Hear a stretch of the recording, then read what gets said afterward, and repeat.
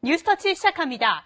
귀여운 동물을 만지고 볼 수 있는 야생동물 카페, 요즘 인기가 많죠. 오늘 뉴스터치에서는 야생동물 카페 실태를 점검해 보겠습니다.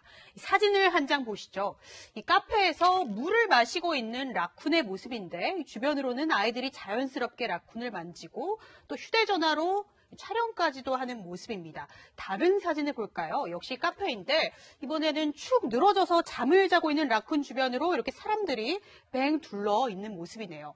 한 동물복지연구소가 이 실태를 분석한 결과 이 야생동물 카페에 있는 동물에게서 이상 증세가 관찰이 됐습니다. 이 영상을 한번 보시죠. 이 라쿤의 모습인데요. 이 카페 안에 라쿤이 이 벽에 기어 오르려고 하면서 이 제자리에서 계속 뛰는 모습입니다. 그리고는 또 다른 라쿤도 있는데요. 유리벽 앞에서 계속 왔다 갔다 하는 모습이 관찰됩니다. 스트레스를 받은 동물이 같은 행동을 반복하는 정신질환, 정형 행동의 일종입니다. 특히 이런 카페는 방문객들과 동물의 접촉이 빈번하므로 광견병 예방접종을 해야 하는데 예방접종 여부를 밝힌 곳도 조사 대상 중 단 한 곳입니다. 실제로 라쿤 인기가 높아지면서 2013년 단 13마리였던 라쿤의 수입은 매해 증가해서 지난해에는 102마리로 크게 늘었습니다. 하지만 현행법상 동물 전시 카페를 운영할 때는 이 기준에 맞춰 시설을 갖춰야 하는데 개, 고양이, 토끼 같은 동물 외에 최근 인기가 있는 이 라쿤이나 미어캣은 동물보호법에 적용이 되지 않습니다. 관리 사각지대에 놓여있는 야생동물 카페, 제도적 보안 장치가 필요하다는 지적입니다.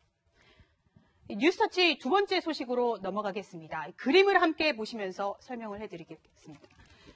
그림인데 누군가 집을 뒤집어 놓은 듯한 그림을 그렸고 옆으로는 사람의 눈, 코, 입의 모습이 보이는 듯도 한데 어린 아이의 그림 같지만 정신분열증의 일종인 조현병 진단을 받은 30대 남성이 그린 그림입니다.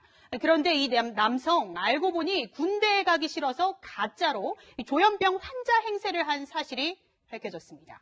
31살 A씨는 2005년 신체 검사에서 1급 판정을 받았는데요.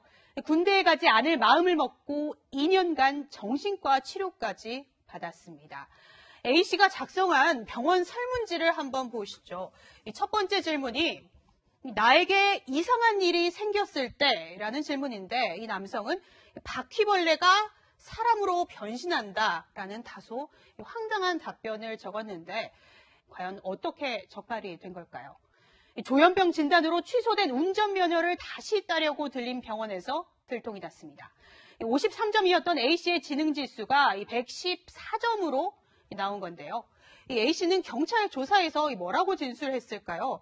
이 A씨는 이 교회에서 만난 조현병 환자를 보고 이 군대에 가기 싫어서 그 환자를 보고 증상을 연구했다고 진술했는데요.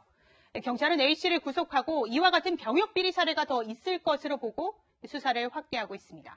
오늘의 뉴스터치였습니다.